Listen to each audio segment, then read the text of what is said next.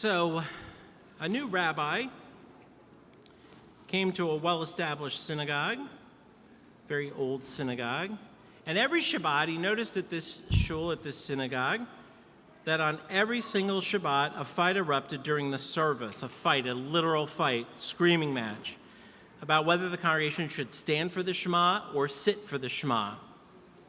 Half the congregation stands because throughout history, thousands of Jews have died, they said, with the words of the Shema on their lips. And the half remain seated, they said, because if you're seated when you get to the Shema, tradition says you have to stay in the seated position. And they went fighting for years and decades. Every week, half the room stand up, half the room sit down over the Shema. And it made this new rabbi crazy. This is not autobiographical, by the way. Although I did get yelled at once for not leaving the Holy Ark open for the Aleinu.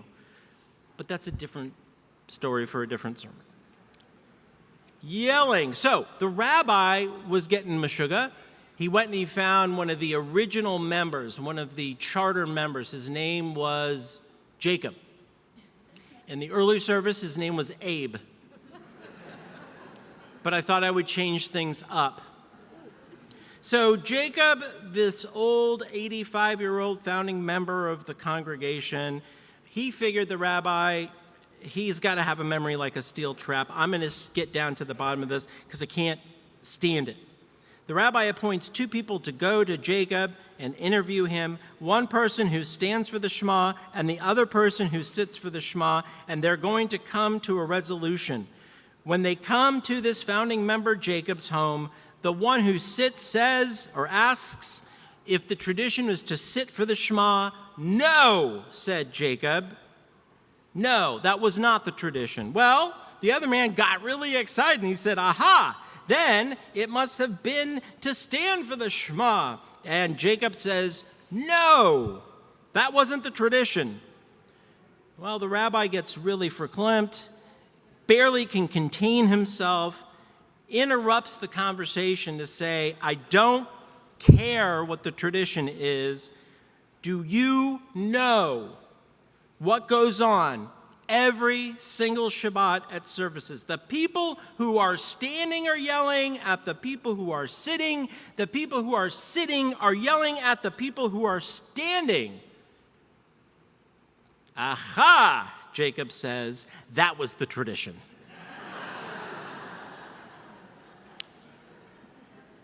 In Judaism, when we read in the middle of Leviticus from Kedoshim, from the Holiness Code, we learn the following. God instructs Moses to tell the people, you shall not hate your kinsfolk in your heart, reprove your kinsman, but incur no guilt because of him. Love your fellow as yourself. Many people only know the golden rule, love your neighbor as yourself, ve'ahavta l'reacha kamocha, and many of us don't know what verse comes right before that. The verse right before that is, do not hate your fellow person. You can reprove, meaning, and this is a Jewish concept, argue with your fellow person. You can have disagreements. You can even raise your voice. But you're not allowed to hate someone or make them feel hated, because that will make you guilty of bringing the antithesis to God's presence and what God wants from us into the world, and you shouldn't do that. One should not allow, as we learn, their bad feelings, their anger and their frustration to fester. We should confront each other and admonish the other directly so as to avoid grudges and vengeance which lead to hatred. Anger leads to resentments. Unresolved anger leads to hatred, and hatred leads to destruction.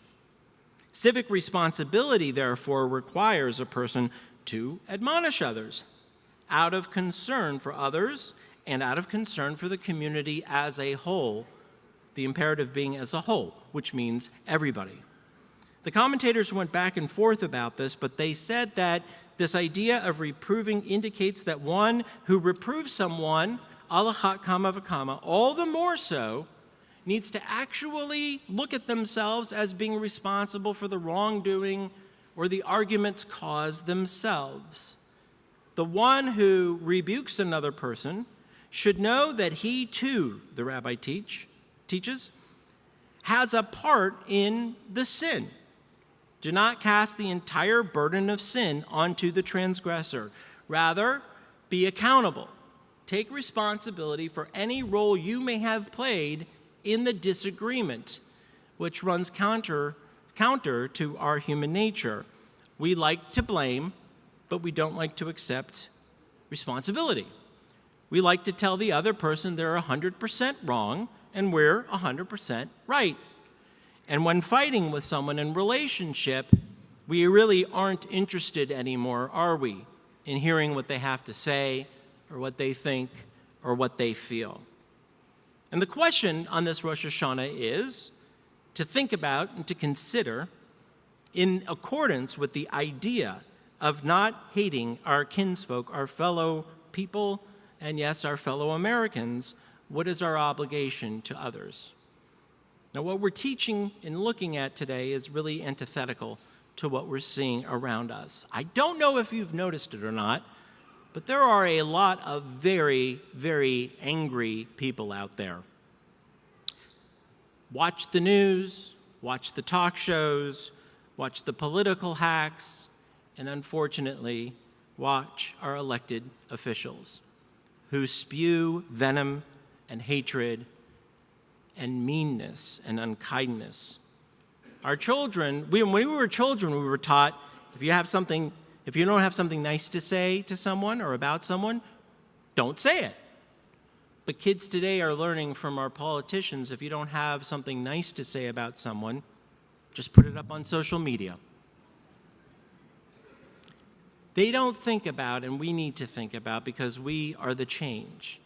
If it's true that our elected officials are just a reflection of us and of our society, then we are the ones who are going to have to take this over and change. In Judaism, our obligation so as not to hate someone, so as to be holy, so as to create an environment of holiness, are very easy. To be decent to each other, to be respectful of each other's humanity, to be present when arguing, to listen to the other's argument, to be self-accountable for the words we use and what we say, and to argue b'shem shamayim, l'shem shamayim, for the sake of heaven. When we argue, we need to learn how to understand that there is no certainty in anything, that nothing life-critical has a 100% accuracy. No person is right all the time, especially when they base their rightness, their words, and their admonitions on false truths, half-truths, or no truths whatsoever. When we argue, we need to understand that empathy will get us much further than anger, than the hurt and pain that we inflict on others. To be empathic means that we can be a better listener, and we can do more accepting of the other person and not define them by what their position is on something specific, rather than on the entirety of that person. Look, there is a lot of pain out there in our world. And therefore, there is a lot of pain in this room, in me and in you. There is economical pain, psychological pain, injustice, physical pain, so much pain in our world. And for many, pain can become their entire existence. For most of us, pain is part of our existence. But either way, pain plays a role in the difficult conversations and in the fights and in the yelling and in the screaming that are so completely off base and so completely contrary to the teachings of Judaism and the Torah. It's the kind of pain out there these days that Cain felt when his offering to God was rejected while his brother Abel's was accepted. And we'll read this tomorrow morning. The Torah says that Cain's face blackens with rage, Vayachar l'Kain ma'od, when he sees Abel's offering accepted and his rejected. The rejection, the humiliation that he felt, the anger, the pain blackened his face. He became so distressed he wasn't even recognizable anymore. And then he goes and kills his brother. He feels a sense of rejection so powerful, humiliation beyond expression, hatred so severe that his physical appearance changes to that where he didn't even look human anymore. I don't know about you, but when I listen to the politicians or watch the TV, I'm seeing people's faces almost contort to where they become recognizable, probably even to themselves. It's very sad and very painful. And let's remember that sadness and depression are the underpinnings. The anger and the rage that we may feel come from the depths of our hearts, which are sad. In such a culture and a society where we may poo-poo or shun such psychological vocabulary, our anger becomes organizing. It helps us to get our point across, shut out the other person, and scream louder than them, and it'll all be okay. But underneath all that rage and anger is hurt. When we engage in these conversations that I have seen too many times and heard too many times from our congregation and from our community and from our leaders, it does none of us any good. It's good to understand our own pain first, and maybe this year that's something that we can look at. It helps us to be empathic and to have compassion for others. The Scottish philosopher Hume said, empathy is the precursor of morality. Having a compassionate heart leads us to the right place to do the right thing. Don't get me wrong, though. Sometimes it's okay to state that certain parts of our world, that certain people are evil, are bad, mean, vicious, terrible, and sadistic. Nazis are reprehensible. They are awful, terrible, vile people who idolize and worship a man that our country sent tens of thousands of soldiers to rid the world of. White supremacists are evil and not worthy of compassion or empathy. The KKK are brutal, sadistic, vile people who do not get the code of holiness. There is no holiness in them, and for these people and others, there is no equivocation. They're Nazis. They're evil. They represent everything that is the antithesis of Jewish tradition and of holiness, and there is no good people on that side.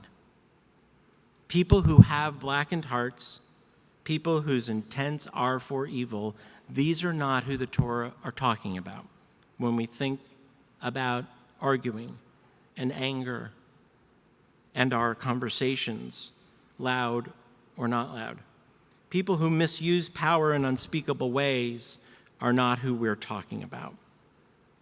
What we're talking about is how the rest of us, the 99% of us that are not in those groups, all of us can think about how we speak to each other, agree and disagree with each other in a country where those groups have the freedom to speak and to march too, by the way.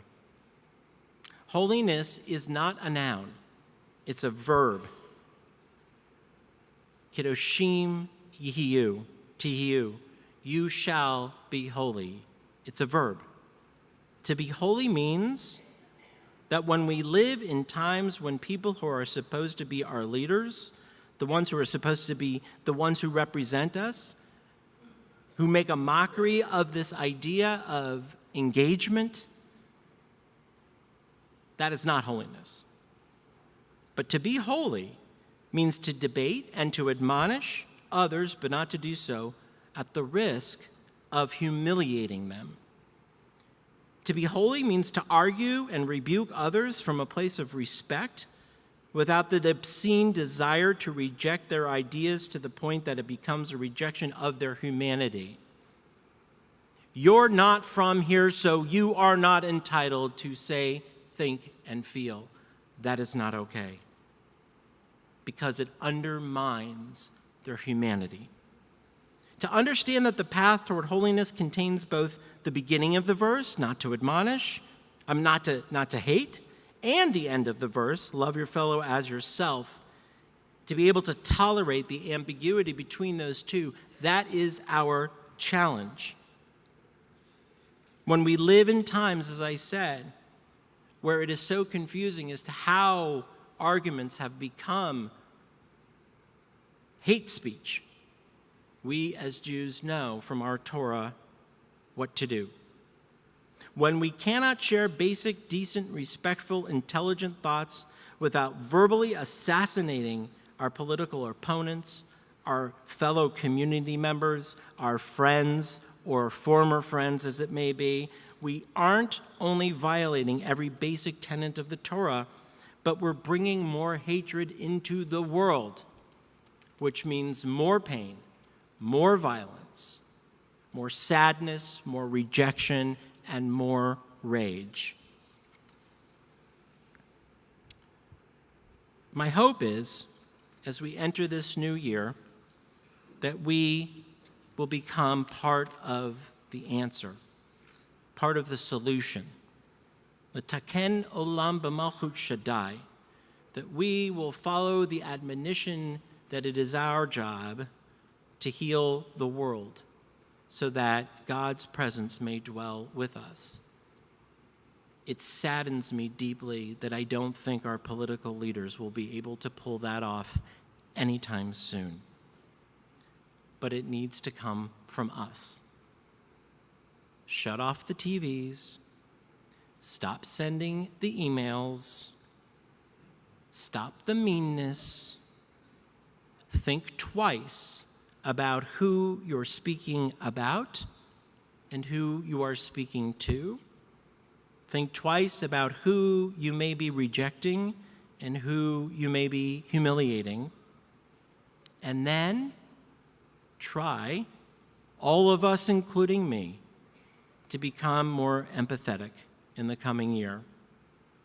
We could certainly use more empaths in our lives to listen, to hear, to feel, to lift up, to disagree with, and to argue with, and to call out on, but to not do it from a place of anger and sadness, to reject the other a little less, to accept the other a little more, to listen to others and hear what they have to say even when we really disagree with them, to not raise our voices so high that the rage comes out in our pores, to recognize our own pain, to consider, just to consider the pain of others. These are ways that we can be empathetic. These are the things that we can do when we argue so as not to lead to hatred. We are human beings, and we human beings, especially us as Jews, know this, are built for relationships with other people. And as long as we are built as such, as human beings, we would do very well to act and to engage in ways that make those bonds strong and fortified. Our fears get in the way, our feelings of sadness and anger get in the way, and we believe when we have enough tough conversations, We believe, because of what we see, that we must really destroy someone else to get our point across. But if done right, our tradition promises us, for after all, this is a covenantal relationship we have with Torah and God. If done right, it can bring the change and insight and wisdom and kindness and love that we all deserve in our world. When entering any conversation that could potentially turn ugly, let's not worry about being 100% correct. Let's have the compassion, and let's not assume anything until we know something for sure. Enough with the emails, with lies in them, with urban myths in them. Enough with conversations where in order for me to be 100% right, you need to be 100% wrong. Let's have compassion. So, do we sit or do we stand for the Shema? We go back to the beginning. It doesn't matter. It doesn't matter as long as you hear. Listen to each other. Shema Yisrael. Standing or sitting, God does not care. Listen, Shema, to each other. Listen to each other in this year as we grow into being our best selves and really make the effort to change. So listen, Israel, Shema Yisrael. Listen to each other. Hear the voices and understand the condition of your fellow human being. And maybe, just maybe, you will hear the voice of God. Shana Tova.